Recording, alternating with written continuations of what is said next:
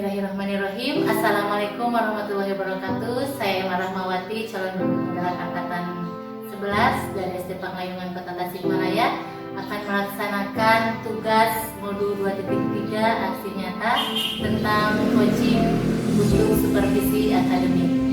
Kali ini saya akan melakukan praobservasi ditemani oleh rekan saya Ibu Rini Herinawati yang akan menjadi partner saya dalam praktek praobservasi kali ini.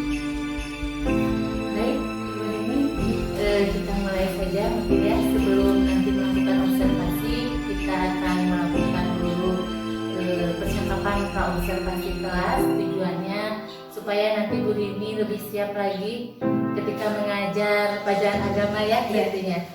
Baik Bu Rini, tujuan pembelajaran yang akan diajarkan nanti apa? Tujuan pembelajarannya untuk besok itu di kelas 6 bab ke-3 mengenal halal dan haram. Baik, mengenal halal dan haram. Kemudian area pengembangan yang hendak dicapai oleh Bu Rini itu Area pengembangan yang hendak dicapai diantaranya definisi halal dan haram, kemudian lebih lanjut bagaimana kriteria halal dan haram itu bermacam-macam. Jadi saya definisi halal dan haram itu dari segi mana, kemudian kriterianya seperti apa. Itu yang ingin saya sampaikan kepada siswa supaya bisa membedakan halal dan haram itu seperti apa. Jadi anak-anak itu nanti bisa membedakan kriteria halal dan haram. Dengan strategi apa Bu Rini ingin anak-anak bisa mencapai tujuannya, baik itu tadi tentang definisi maupun tentang kriterianya. Untuk metodenya mungkin ya. Metode Problem based learning ya, nanti berdasarkan permasalahan apa yang ingin Ibu perhatikan nanti ketika pada pembelajaran. ya, lebih kepada contohnya misalnya makanan dan minuman, ya, bagaimana suatu makanan itu menjadi haram tapi sifat asalnya halal. Jadi itu yang disebut dengan membedakan kriterianya, apakah dari jamnya ataukah dari cara mengolahnya. Jadi nanti mungkin diberikan ya dan contoh kriteria makanan dan makanan, minumannya. minuman. Ya. Baik. Kemudian kalau tadi metodenya ya, kalau strateginya sendiri seperti apa Bu? Strateginya untuk kelas 6A ini kebetulan sudah kita asesmen awal itu dibedakan tipe belajar. Jadi saya mungkin akan mengambil pembelajaran yang berdiferensiasi sesuai dengan tipe belajar siswa, audio, visual, atau kinestetik. Kalau boleh tahu berarti itu berdiferensiasinya dari segi kontennya atau Konten proses? dan proses nanti. Konten dan Jadi proses. ya untuk proses nanti, untuk yang audio biasanya anak-anak kan kalau ada pembelajaran seperti ini saya arahkan untuk memohon. Yang audio biasanya disuruh podcast gitu di kelas. Jadi untuk mencapai tujuan pembelajaran itu podcast, anak-anak sendiri nanti yang akan menjelaskan kriteria halal dan haram itu seperti apa. Tapi nanti diberikan dulu audio dari YouTube misalnya, mereka diberikan dulu audio. Kalau produknya sendiri tidak ada diferensiasinya, tidak ada perbedaan. Kalau produk sepertinya akan sama berdiferensiasi. Oke. Jadi nanti presentasinya yang audio itu berupa podcast. Kalau yang untuk visual nanti saya akan menampilkan tayangan.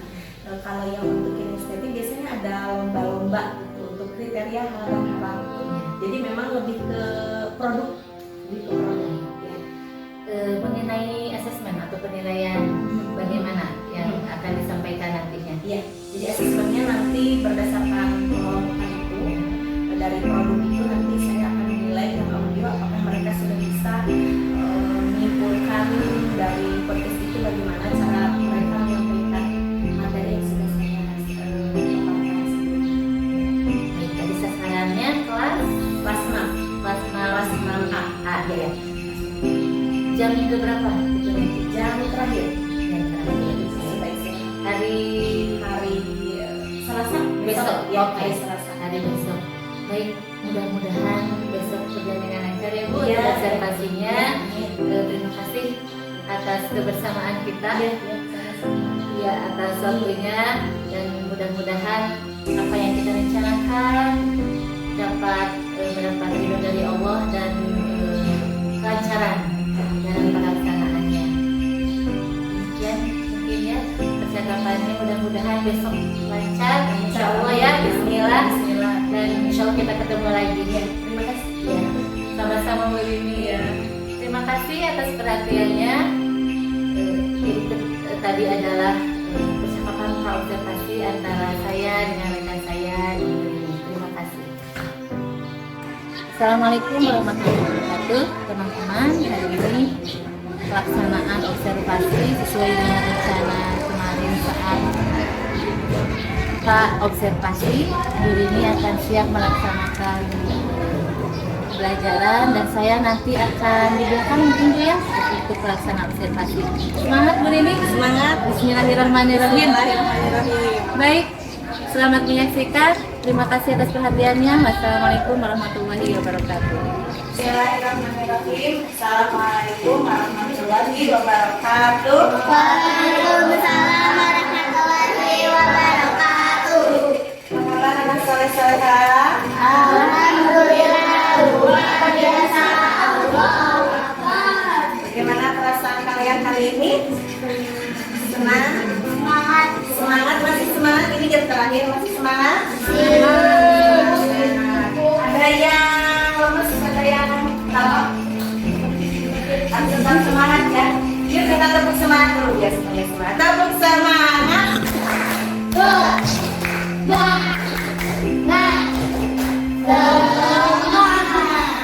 Ya, mudah-mudahan ini menambah semangat kalian dan menambah fokus kalian pada hari ini ya.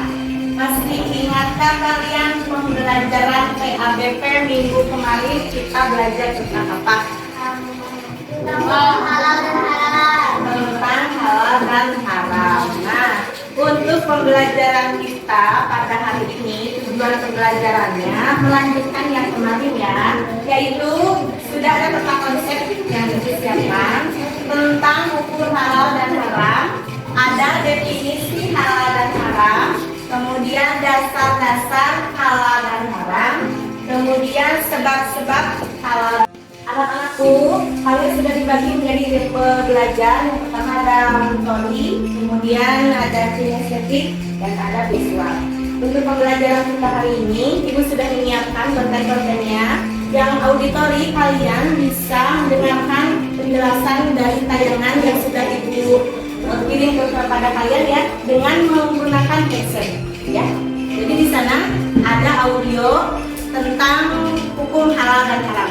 Silakan kalian menggunakan headset kalian, dengarkan baik-baik penjelasan tentang halal dan haram. Lalu setelah itu nanti kita akan mengadakan assessment. Yang auditori apakah dimengerti instruksinya? Sudah bawa headset kan? Kemudian untuk yang kinestetik Ibu sudah menyiapkan kartu-kartu kata yang berhubungan dengan peta konsep hukum halal dan haram. Jadi di sana ada definisi ya, definisi. Kalian bisa membaca dulu buku paket kelas kami, buku pegangan kalian. Apakah definisi itu? Ibu di sini ada dua ya, dua ini peta konsepnya. Untuk definisi ada dua. Berarti ini definisi misalnya secara umum dan secara khusus. Jadi di sana Ibu sudah siapkan kartunya umum dan khusus. Kalian nanti tinggal menempelkannya di sini. Jika ada tiga, misalnya ini sebab ya, sebab halal dan haram. Ini ada tiga, kotaknya nanti ada tiga. Kalian lihat apa saja sebab-sebab dikatakan halal dan haram itu. Lihat di buku boleh. Kemudian kartu katanya sudah disiapkan apa yang harus ditempelkan di kolom sebab hukum halal dan haram. Ya, ada sudah mengerti tentang peta konsep ini, melengkapi peta konsep. Ya, kalian kan kinestetik, jadi ada pergerakan sedikit ini ya. Jadi kalian bergerak itu nanti bagaimana caranya melengkapi ke peta konsep yang ada di sana. Ya. Ini contoh di sana sudah ada peta konsep di buku tapi lebih sederhana. Jadi kalian melengkapi yang lebih lengkap lagi. Oke? Untuk yang visual, itu sudah masukkan di sini ya. Tayangan dari YouTube tentang hal dan terang. Durasi waktunya kurang lebih ada 8 menit. Jadi di sini keseluruhan tentang hal dan terang bisa kalian pelajari dari tayangan YouTube di sini. Sama-sama kalian kan visual ya. Jadi bisa sambil melihat juga ya. Sama-sama ya. Nanti kalau misalnya ada yang belum kebagian, ini siapa mungkin di sebelah sini dulu boleh. Ya. Kalian tinggal aja. Ibu sudah masukkan ke laptopnya. Tinggal klik. Silakan berkumpul di satu.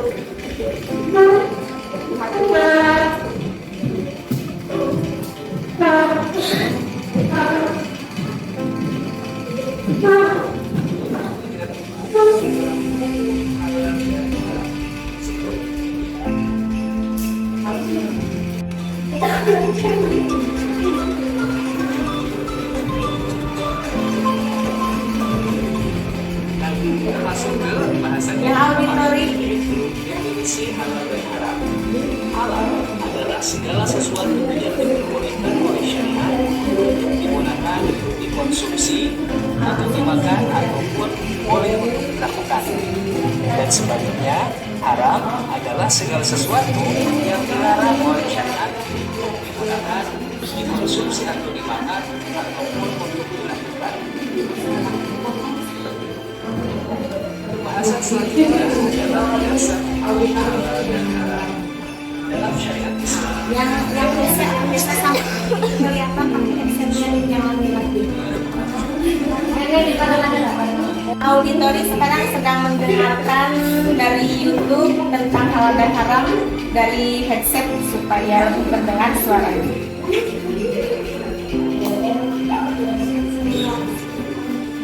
Mungkin tadi kalian sudah membaca bukunya Pak Keke, sudah baca bagaimana tentang hukum halal dan haram. Silakan sekarang kalian mulai melengkapi peta konsepnya dari mulai definisi asal sampai ke penerapan. Silakan dilengkapi peta konsepnya.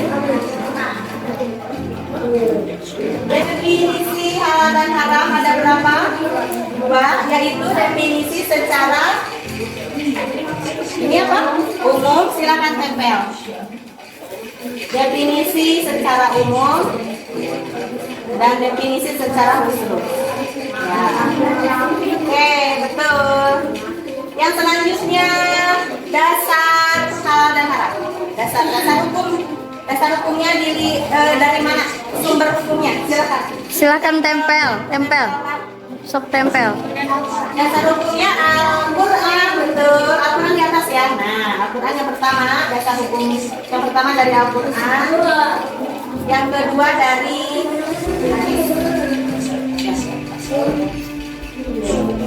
kemudian sebab dikatakan halal dan haram, sebab-sebabnya apa aja?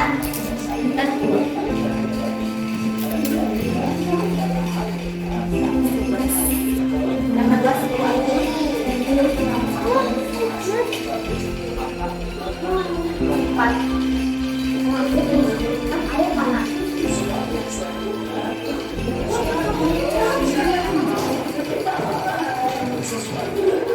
baru proses.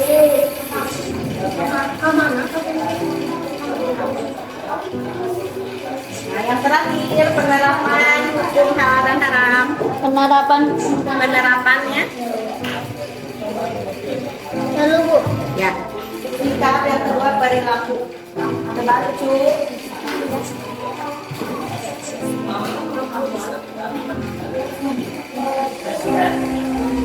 Sikap perilaku dan konsumsi.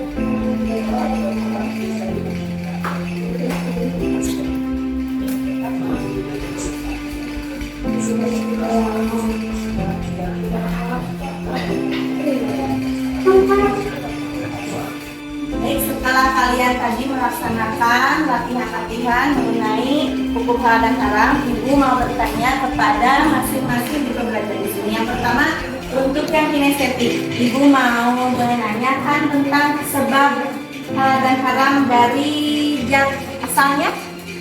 Siapa yang bisa menjawab? Kenapa dikatakan menjadi haram karena zat asal? Misalnya seperti apa?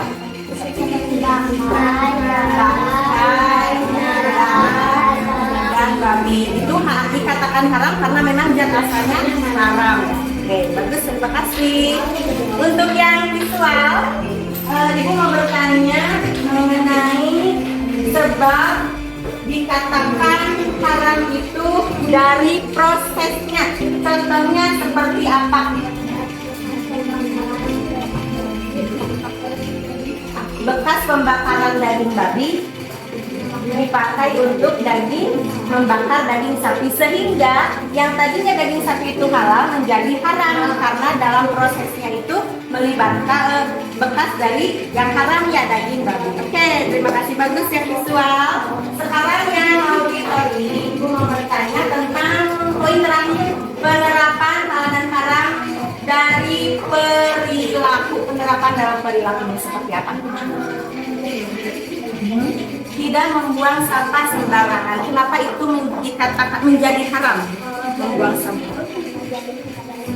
Karena zolim terhadap lingkungan, betul. Sehingga menjadi haram, ya. Mohon. Ya, merusak dan merugikan lingkungan, sehingga hal itu merugikan banyak, ya, merugikan lingkungan sehingga menjadi haram dari perilaku manusia. Baik, bagus. Halaman 74, karakterku. Karakterku.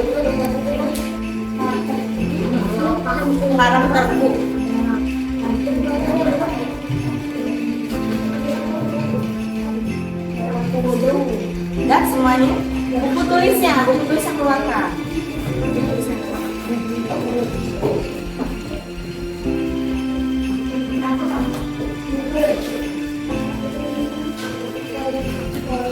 Untuk latihan pemahaman materi ini, silahkan dibuka halaman 74.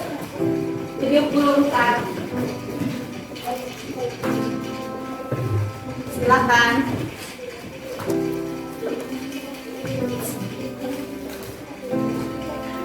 Sudah semuanya siap? Ya. Untuk latihan jauh mana pemahaman kalian tentang halal dan haram, kalian bisa melihat di buku paket halaman 74. Kalian silakan mengisi tabel, ya. Di sini ada tabel mengisi respon setuju S, tidak setuju TS, tidak tahu TT, serta alasan kenapa terhadap respon tersebut. Misalnya nomor 1, memakan makanan yang haram akan menghambat terkabulnya doa kepada Allah. Misalnya respon kalian setuju, berarti kalian tulisnya S, ya. Di kolom yang ini tulis kalian S, ya. S berarti itu setuju. Kenapa alasan kalian menjawab itu setuju pernyataan itu? Lalu kalian tuliskan alasannya karena itu, ya. Nomor 1 sampai dengan nomor 5. Silakan kalian mengerjakannya di buku catatan PABP. Ibu memberikan waktu 20 menit dari sekarang.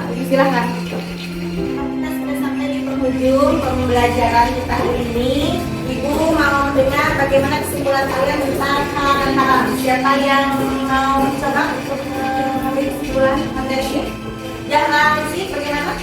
Halal adalah segala sesuatu atau kegiatan yang diizinkan atau dibolehkan oleh syariat tentang untuk digunakan atau dilaksanakan. Ya, terima kasih kesimpulannya. Ya, untuk refleksi kita pada hari ini adalah bagaimana caranya kita dalam menyikapi halal dan haram. Setelah kalian tahu dan membedakan mana yang halal dan mana yang haram, kalian bisa menyikapinya dalam kehidupan sehari-hari. Sudah bisa? Bisa. Terima kasih. Wassalamualaikum warahmatullahi wabarakatuh. Waalaikumsalam warahmatullahi wabarakatuh. Assalamualaikum warahmatullahi wabarakatuh. Setelah kemarin kita melaksanakan praobservasi dan observasi supervisi akademik, sekarang saatnya saya dengan Bu Rini melaksanakan coaching untuk pasca observasi. Apa kabar Bu Rini? Assalamualaikum warahmatullahi wabarakatuh. Waalaikumsalam warahmatullahi wabarakatuh. Baik, Bu Rini, hari ini kita akan mengevaluasi ya apa yang sudah dilakukan kemarin pada saat pembelajaran atau pada kegiatan observasi.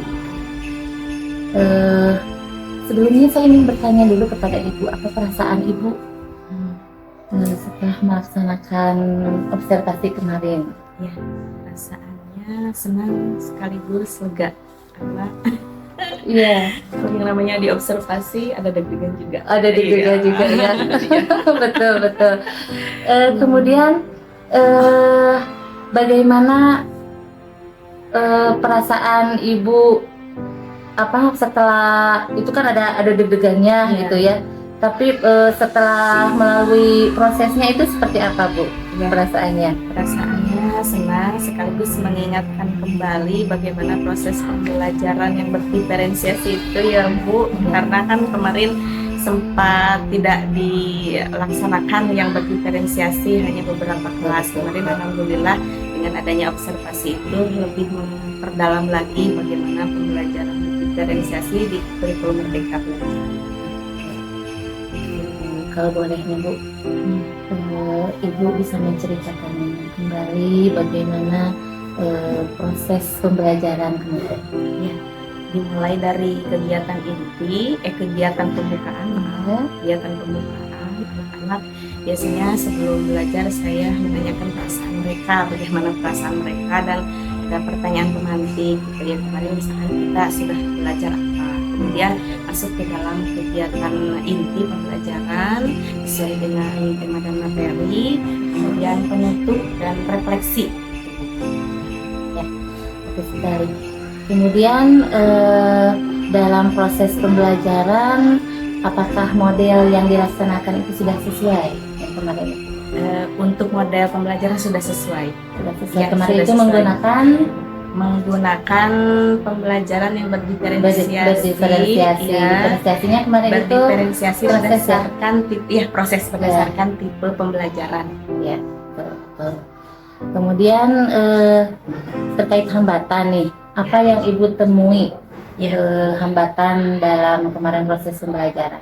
Untuk hambatannya lebih kepada yang tipe auditori ya Bu. Ya. Karena kan untuk tipe auditori saya mewajibkan mereka membawa HP. Kebetulan untuk handphone mereka sudah punya semua. Akan tetapi headsetnya tidak ada semuanya gitu. Jadi hanya beberapa siswa yang memiliki headset. Sedangkan untuk auditori kan memang perlunya untuk mendengar. Ya, Jadi ya. kemarin kesulitannya mereka bergantian untuk pembelajarannya seperti itu. Jadi itu hambatannya. Hambatannya ya. itu Jadi, ya. karena kekurangan alat ya. ya. Betul. Prosesnya iya. Kemudian selain itu mungkin ada hambatan lain? Hambatan ya keaktifan siswa, jadi tidak semua siswa itu aktif kemarin, jadi hanya beberapa siswa saja yang aktif dalam proses pembelajaran. Jadi kita memang perlu motivasi lebih untuk semua siswa untuk semangat belajarnya. Jadi hambatannya dari peralatan dan dari anaknya, Motivasi, ya, motivasi belajar dan anak, ya. keaktifan siswa gitu. Nah, Iya. jadi dari tadi headset ya, Headset, dan ya. motivasi anak yang memang perlu ditambah lagi. Ditambah gitu. lagi ya. Kemudian apa alasan sehingga hambatan itu terjadi menurut Ibu? Yang pertama karena sarana mungkin ya Bu ya, itu keterkaitan sarana. Yang kedua kalau saya lihat untuk motivasi belajar lebih kepada yang visual, karena visual kan hanya melihat dan mendengar. Kalau dari yang kinestetik mereka biasanya kan bergerak, mereka motivasinya lebih tinggi dari yang visual. Jadi saya lihatnya yang paling rendah di antara ketiga itu yang visual gitu. Karena mungkin prosesnya melihat dan mendengar gitu. Jadi tidak semua yang tipe belajar itu motivasi belajarnya rendah. Jadi kalau yang saya lihat yang visual yang kurang dalam motivasi belajar, keaktifan belajarnya. Oh gitu. Iya. Jadi yang kemarin menjadi hambatan itu Iya. adalah anak yang visual. Karena terbatas mungkin laptopnya 1 ya Bu. Ya. Anak ada misalnya 6. Ya.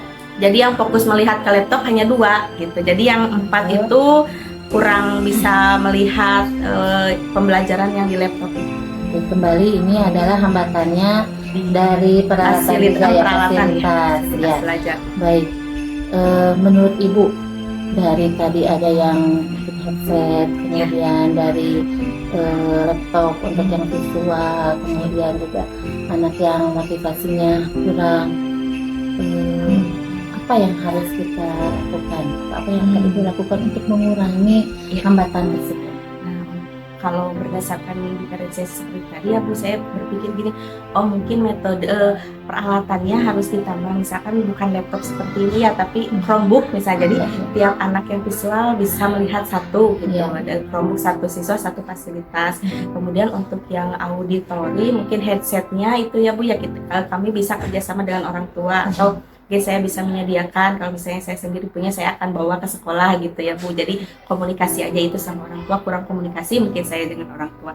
Kalau yang kinestetik tidak ada hambatan sama sekali, mungkin hambatannya saya harus lebih menerapkan metode yang lebih beragam untuk mereka bergerak seperti apa gitu dalam pembelajaran itu untuk yang kinestetik. Untuk yang kinestetik, apa kira-kira yang akan Ibu siapkan untuk supaya anaknya itu lebih aktif ya, lebih aktif. Biasanya saya pernah menerapkan metode itu eja kata.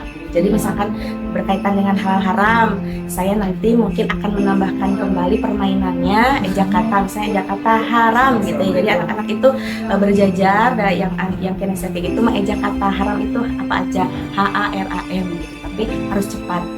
Itu mereka itu sangat senang dengan permainan eja.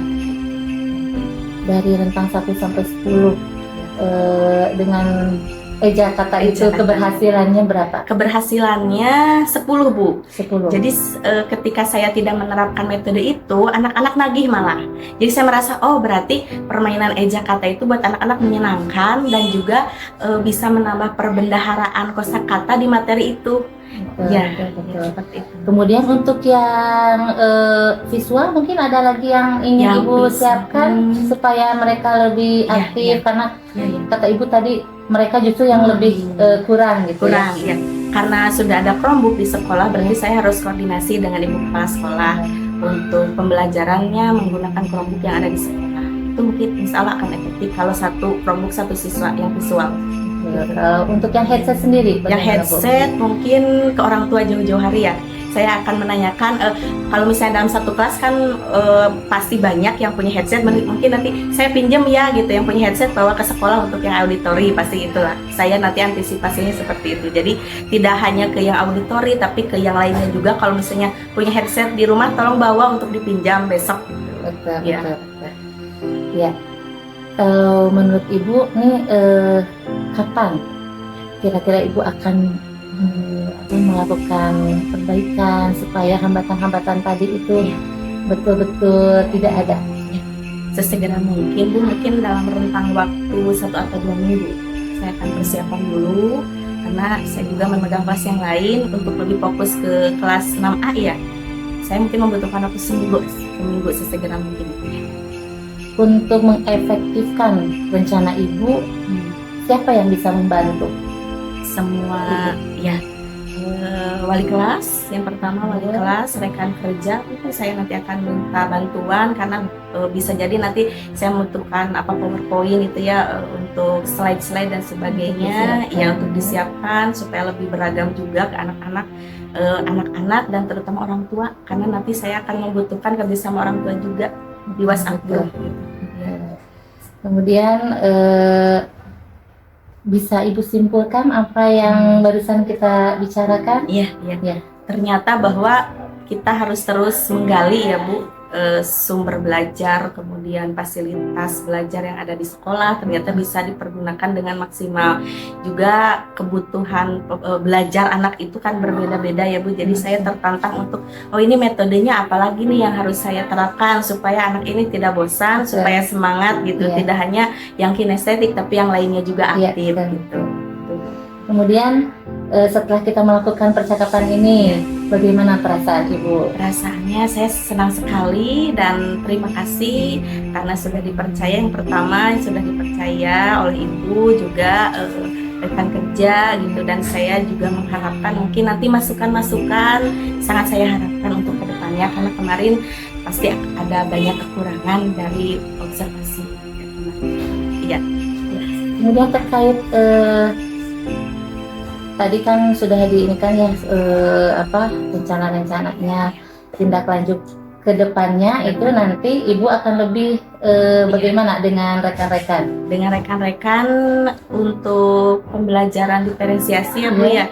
Saya akan dalam kombel, biasanya kan kita kumpul dalam kombel. Jadi saya akan sharing pengalaman saya di kelas ini ketika observasi gitu. Jadi kita dalam kombel saling berbagi ilmu pengalaman di kelas lain seperti apa. Itu masukan yang sangat baik untuk saya. Jadi berbagi praktik praktik baik ya dengan rekan-rekan. Baik. Terima kasih Bu Rini karena sudah membersamai saya mulai dari pra, kemudian observasi, kemudian sekarang pas observasi. Mudah-mudahan apa yang Ibu lakukan mendapatkan pahala yang berlipat ganda dari Allah Subhanahu wa taala. Sama-sama. Terima kasih. Insya Allah sangat bermanfaat ilmunya Bu Rini. Ya. Kemudian saya ucapkan juga terima kasih buat Ibu Erna juga ya sebagai apa di sini namanya pemantau mungkin ya, observer.